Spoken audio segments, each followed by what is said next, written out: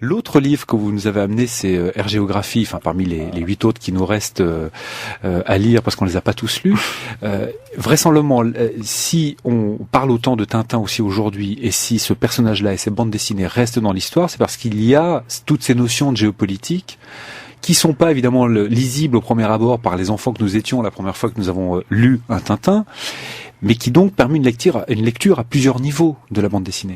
Oui, dans l'affaire Tournesol, par exemple, il y a même un côté visionnaire chez Hergé. Dans l'affaire Tournesol, on voit le gouvernement Bordure qui détruit des tours très élevées situées outre-Atlantique en appuyant sur un simple bouton, et on voit ces énormes tours qui s'écroulent.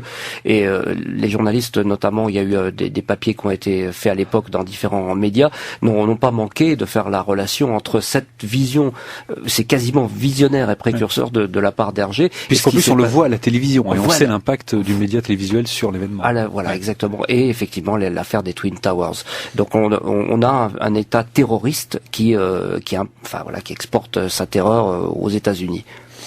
On a rappelé, Bob Garcia, que vous avez été l'objet de d'un très gros procès de la part de Moulinsart, les éditions Moulinsart, qui gèrent les droits et les royalties destinés aux ayants droit de Tintin.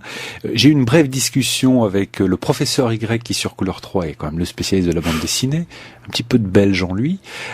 Il me dit que ça s'est un peu calmé de ce point de vue-là et que pour finir, vous dites non, vous. Je vous affirme que non, puisque l'exposition qui a lieu en ce moment à Fribourg, Tintin à Fribourg, je l'ai appris hier, dit et interdit. J'ai discuté avec le directeur, donc qui a mis cette exposition en place, a reçu une lettre, des mails de menaces de la part de Moulinsart qui leur demande d'arrêter cette exposition. Donc non, ils ne sont pas calmés du tout. Exposition qui ne fait que montrer des pastiches. Oui, et puis c'est de toute façon une exposition, encore une fois, à la gloire de Tintin. C'est pas fait pour le démolir ou le dénigrer ou quoi que ce soit. Et c'est une étude, historique plutôt.